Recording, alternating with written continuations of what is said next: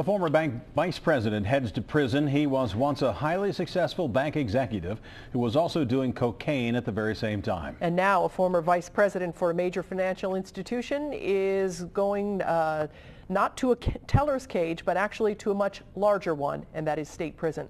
Local 12 News reporter Jeff Hirsh joins us live from the courthouse where Scott Runge told the judge that he robbed the bank to feed a drug habit. Jeff. Yeah, good afternoon. Scott Runge was at one point in time a vice president for PNC Bank, but the bank branch he robbed was a Key Bank branch in Anderson Township. And Runge went from, during his career, dealing with millions of dollars to basically getting about chump change, about $1,500 when he was a bank robber. You keep saying it here, I'm not a criminal, but Mr. Runge, you are. This was 38-year-old Scott Runge in Judge Melba Marsh's courtroom this morning. And this was Scott Runge on February 4th, captured on a surveillance camera as he was robbing the Key Bank branch on Beechmont Avenue in Anderson Township. May I ask, Mr. Runge, what are you looking for? Your Honor, I'm looking for treatment.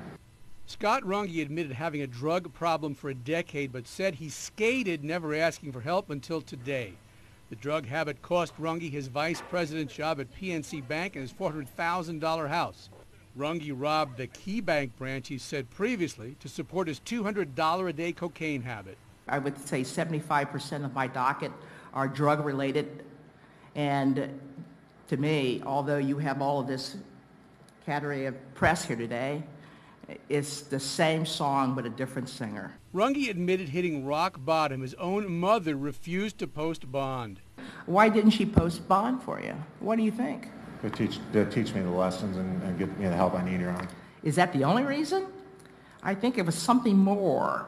She thought if you got out, what would happen? Oh, that I would relapse. Runge hoped to avoid prison, getting residential drug treatment instead. Judge Melba Marsh said yes to treatment at Prospect House, but prison time too. And I have to put it in your mind, I had to put it in your heart, and I had to put it in your soul. Mr. Runge, before you go to step out the Prospect House, you're going into the penitentiary.